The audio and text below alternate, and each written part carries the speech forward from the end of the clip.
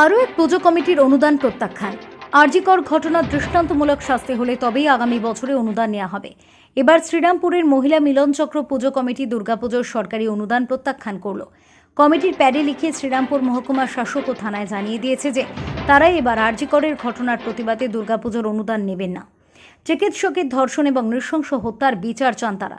বৈদ্যবাটি পুরসভার ১ নম্বর ওয়ার্ড শ্রীরামপুর নগার মোড় এলাকার এই পুজো কমিটির সভাপতি তপতি মুখোপাধ্যায় কি বলেছেন শোনাবো আপনাদের। এই নওগাঁ শ্রীরামপুর মহিলা মিলন চক্রের সদস্যরা ঠিক করেছি যে পুজোর অনুদানটা নেব না। আরজি করে যে নৃশংস হত্যাকাণ্ড হয়েছে এটা আমাদের তার ছোটোখাটো একটা প্রতিবাদ বলা যেতে পারে।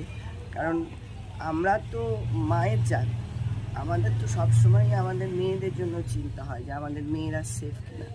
হাসপাতালের মতন জায়গা, যেটা আমরা মনে করি দুনিয়ার সবচেয়ে সেফ জায়গা, সেইখানেই যদি এরকম একটা নৃশংস হত্যাকাণ্ড হয় তাহলে তো পৃথিবীর কোথাও আমরা সেফ নই। তো আর তার থেকেও বড় কথা হচ্ছে যেভাবে এই হত্যাকাণ্ডের সমস্ত কিছুকে চাপা দেওয়ার চেষ্টা করা হচ্ছে, যেভাবে আমাদের এই জিনিসগুলোকে প্রমাণগুলোকে সমস্ত লোপাট করে দেওয়ার চেষ্টা করা হচ্ছে, আসল লোকেদেরকে আড়াল করা হচ্ছে, সেটার পরে আমাদের মনে হয় না যে এই সরকারের কাছ থেকে আমাদের এই অনুদানটা নেওয়া উচিত। আজকে যদি দৃষ্টান্তমূলক কোনো শাস্তি হয় এই সব লোকেদের, তাহলে আমরা সামনের বছর ভাববো যে আমরা নেব কিনা, কিন্তু এবছরটা আমরা কোনো মতেই এটাকে সাপোর্ট করতে পারছি না।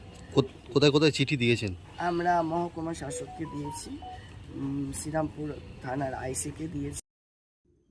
পুজো কমিটির এক সদস্য মহালক্ষ্মী মুখোপাধ্যায় বলেন, আমরা মহিলা, আমাদের সোনার মেয়ে, আমাদের আরজিকরের চিকিৎসক, জুনিয়র চিকিৎসক, তার নারকীয় হত্যাকাণ্ডের আমরা তীব্র প্রতিবাদ জানাচ্ছি।